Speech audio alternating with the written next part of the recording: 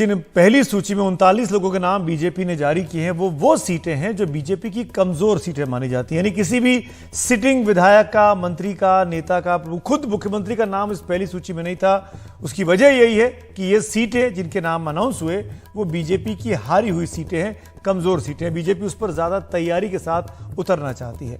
अब कुछ आंकड़े दिखाते हैं मध्य प्रदेश विधानसभा की, क्योंकि आपको याद होगा 5 साल पहले जब चुनाव हुए थे तो बराबरी का मुकाबला था, बिल्कुल कांटे की टक्कर थी दोनों की पार्टियों के बीच में। 2018 की बात कर रहा हूं मैं, माफ करिएगा। बीजेपी को 41% वोट मिले थे और 109 सीटें मिली थी।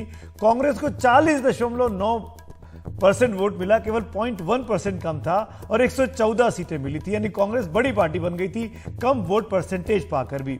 बसपा के खाते में 2 सीटें गई, सपा के पास 1 और अन्य की 4।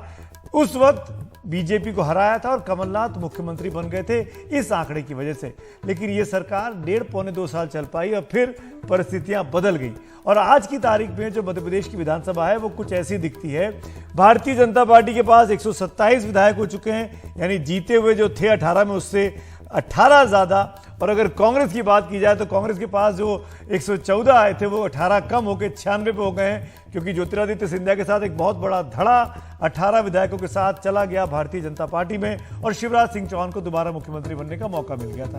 ये अभी की स्थिति है। तो वोट परसेंटेज अभी कैलकुलेट नहीं किया जा सकता, क्योंकि कांग्रेस के 18 नेता बीजेपी के पाले में हैं और वो लोग भी टिकट मांगेंगे, वो भी चुनाव लड़ना चाहेंगे। बीजेपी के जो अपने लोग हैं वो भी चुनाव लड़ना चाहेंगे। मामला बहुत कांटे का होगा बीजेपी के अंदर भी टिकट बंटवारे को लेकर।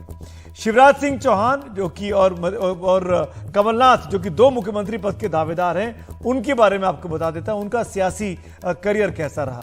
अगर पहले मुख्यमंत्री की बात करते हैं शिवराज सिंह चौहान की, तो बहुत ही कद्दावर नेता है। उनसे बड़ा नेता बीजेपी के पास इस वक्त राज्य में कोई नहीं है।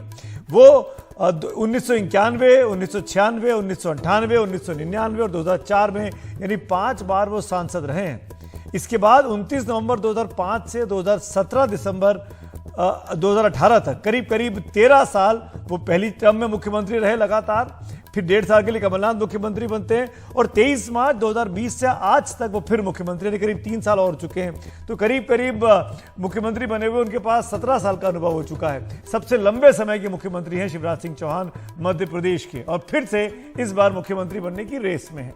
अब अगर कमलनाथ की बात की जाए तो उम्र में शिवराज सिंह चौहान से बड़े हैं कमलनाथ, और अनुभव में भी अगर सियासी अनुभव की बात की जाए, क्योंकि 1980 से 1996 तक वो लगातार सांसद रहते हैं छिंदवाड़ा से। बीच में एक बार चुनाव नहीं लड़ पाते हैं। 1998 से 2018 तक वो फिर सांसद रहे। 9 बार के सांसद हैं कमलनाथ, वो भी लोकसभा के सांसद, 9 टर्म।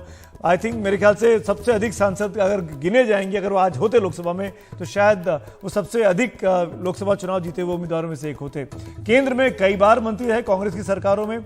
17 दिसंबर 2018 से 23 मार्च 2020 के बीच वो मध्य प्रदेश के मुख्यमंत्री रह चुके हैं, जिस बीच में शिवराज सिंह चौहान मुख्यमंत्री नहीं थे। अब वो दोबारा मुख्यमंत्री बनना चाहते हैं, कांग्रेस को दोबारा सत्ता में लाने की कोशिश कर रहे हैं। इसीलिए ये चुनावी मुकाबला मध्य प्रदेश का जो है वो बहुत दिलचस्प हो जाता है। 2 बड़े कद्दावर नेता आमने सामने हैं और जनता जानती है कि वो जिसको वोट देगी वो उसकी पार्टी मुख्यमंत्री बनेगा और सीधे तौर पर मुख्यमंत्री के नाम पर चुनाव लड़ा जा सकता है मध्य प्रदेश में।